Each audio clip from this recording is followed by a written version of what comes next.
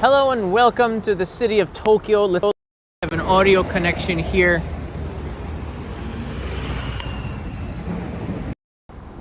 All right, we're good.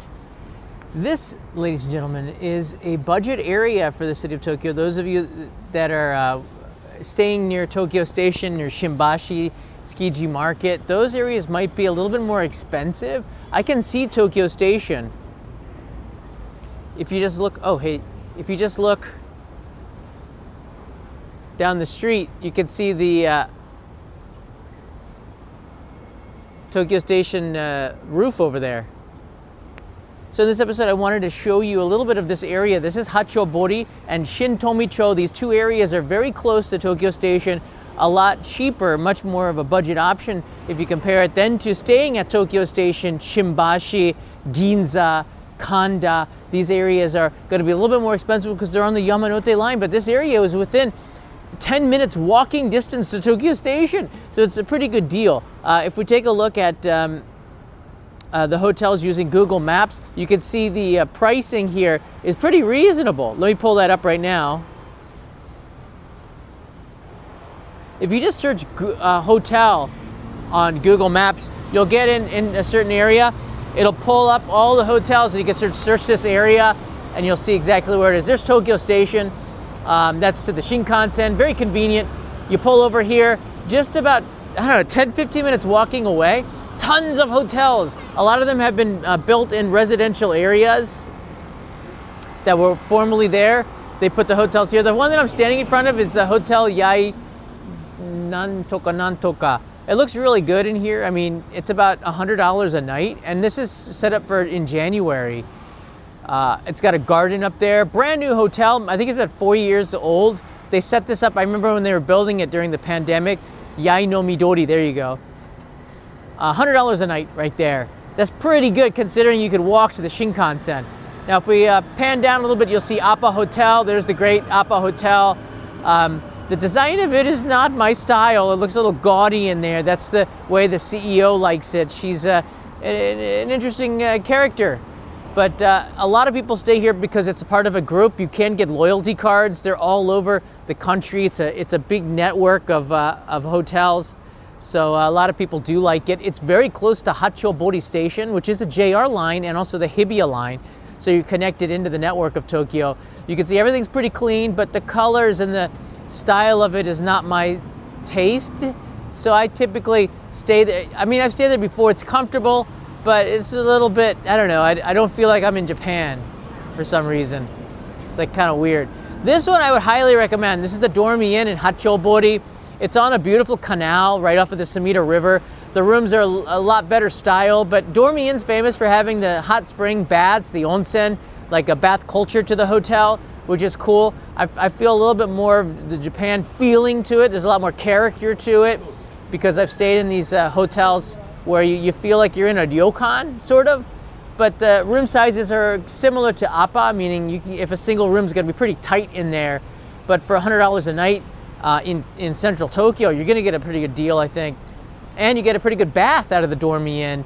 So this one's on a beautiful canal. Hold on a second. I'm going to stop right there. I have a video that I can pull up here. I took a video around there when I was riding my bike past there. Check this out. This is just a quick one. This is the canal right there, and that's the Dormy Inn. And for central Tokyo, out in the residential areas, this is a pretty nice location. There's the canal right there, leading over to the Sumida River in that direction. So I would say it's a pretty good place to stay if you're looking for hotels. Let's cruise through here, past the Appa Hotel. Now this one is, yeah,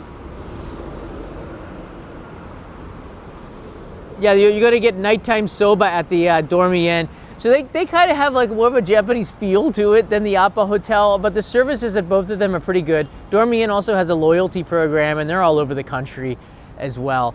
I thought that the location, really quiet. You kind of feel like you're getting away from, so if you're spending the day in Shibuya and Shinjuku, when you come back to your hotel, you feel like you're going home. And that's kind of another reason why this area is really good for that, right off of the, the Kanejima Canal, the little river. That's Shinkawa as well, which is a man-made island in there. This is Shintomicho. This is where I usually get off on the highway. I'm taking the highway. But there's a ton of hotels. There's like 2 Appa hotels here as well. There's a Mon Apartments. They're a little bit pricier. But this one, let's see here, a cheap one. This is $100, 10,000 yen a night, or about $70 a night. But you can see the hotel, it's been renovated on the inside, but it does look a little bit older, a little bit more run down. But I mean, it's very functional in that way. You got water heater and a refrigerator, and the bed's probably a little bit more broken in, but they promote the fact that it's very close to Tokyo Station. Again, this whole area is within 10 minutes walking to Tokyo Station or Shimbashi or Ginza. That one's pretty close to Tsukiji. Tsukiji's got a ton of hotels because that market's become a tourist trap, but a lot of tourists like to stay there. But I prefer the Hachobori and the Shintomicho area for the budget options. This one's a little bit pricier. I don't know why. I guess sometimes if they have less accommodations available, like only a couple rooms, the price will be up higher. But this is the Sotetsu, which is another Japanese chain. I haven't stayed there, but it seems like a business hotel. It looks nice inside. They're promoting the proximity. The toilet looks a little bit older, but that's under $100 for that one.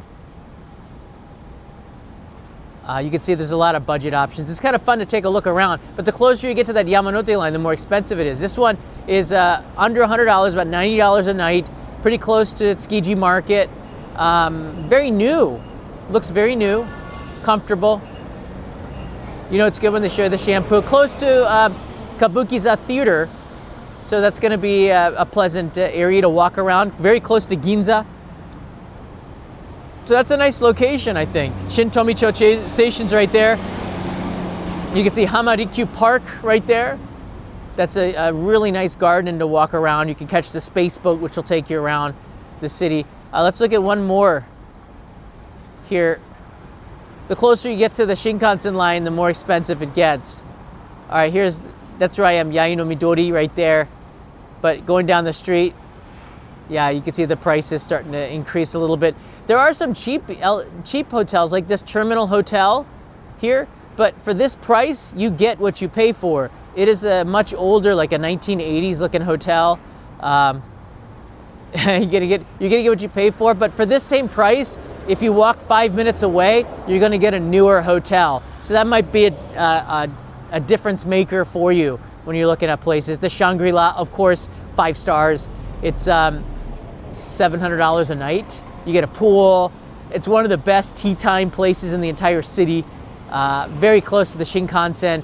So that's where I think that the budgets are, right there between the Sumida River and Tokyo Station. It's a good area. I like the fact that it's quiet. Many of you have stayed here. This is where Brandania likes to stay because it's really close to us, and I can ride my bicycle to go see Brandy. As you can see, I've ridden my bicycle here. But the peninsula is closer to Ginza. That's a great hotel. And the Mandarin Oriental, also very close in Nihonbashi. The Hilton and the Western hotels, a lot of them are more centered towards the Shinjuku side of things because a lot of business was there.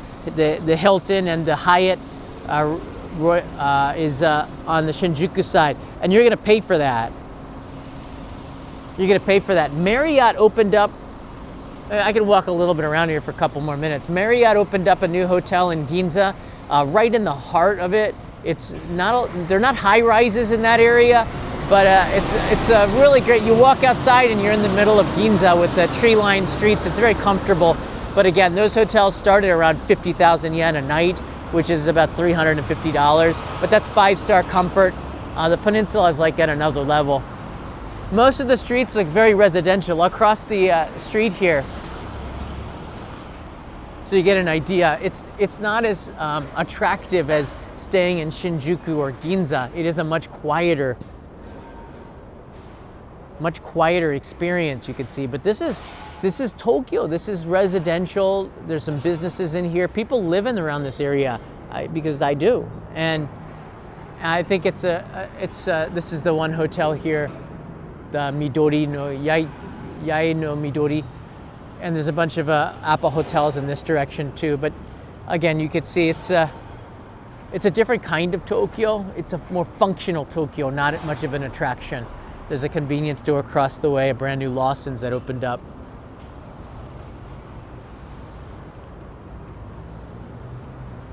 and those are all 24 hours a day. Tokyo Station, 10-minute walk. So that's all I wanted to show you today.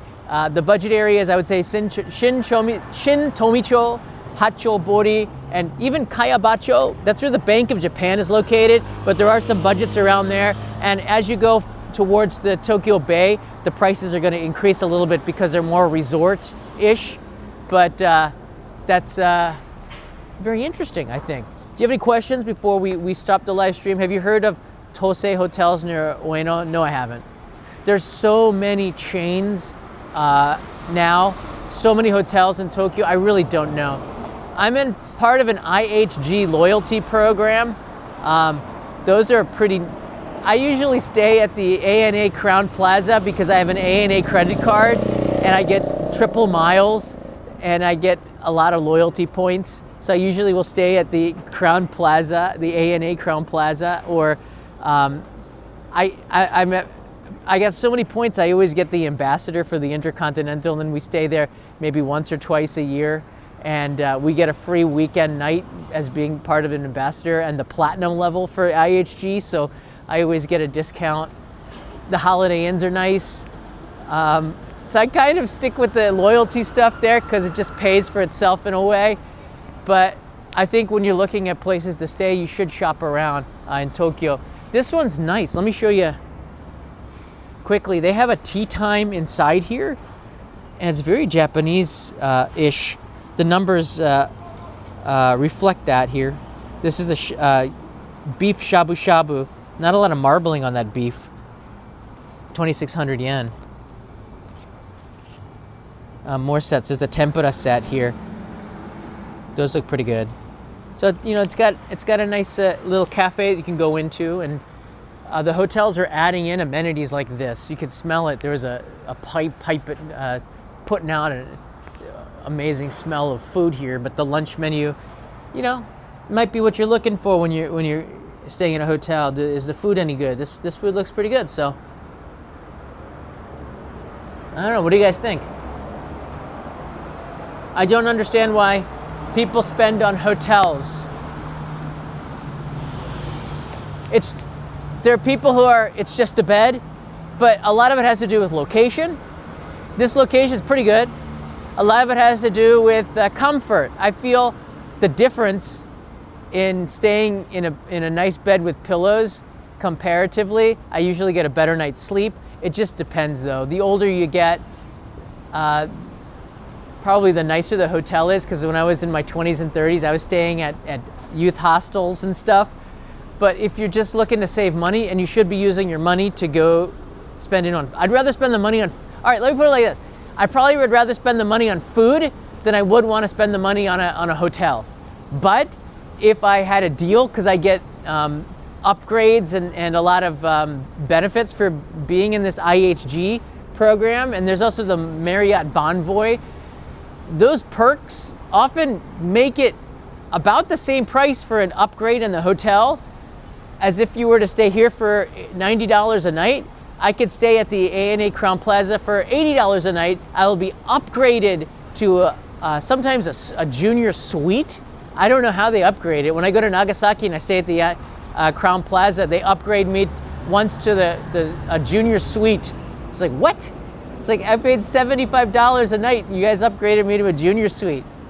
Not too bad. So it just depends. You got Hilton points, you got credit cards that help to work out with paying for the accommodations. So there's reasons to stay at the Marriott besides the price. If you're not a member, then it sort of doesn't pay off for itself. But if you're not a member of any program, there's tons of Japanese hotels, chains like the Appa Hotel, like this one here, and there's a couple of others that are really, she's looking at me, she's looking at us, that really give you a pretty good experience. So you don't need to be a part of any loyalty program. I find that IHG is not in a lot of places outside of the cities. Some of them have onsen baths, some of them have more resorts. Some of them are great for business because the company's paying for it. So it just depends. I like the Hoshino resorts. They have a breakfast that's incredible. They have one of the best breakfasts in Japan. The rooms are super clean and functional. The Mimaru has bunk beds. It's a fun experience for families, I think, the Mimaru hotel chain. So each one of them has a perk, something that you can look at the Google reviews or some of the other review sites. Jalan.net is a site that I use quite a lot as well. That's based Jalan, Jalan.net. Maybe cheaper than booking.com. And you can check out Google as well. So those three probably gonna give you the best. All right, guys, take care. If you have any questions, you can leave them in the comments below. I'll see you in another live stream real soon. Mata ne.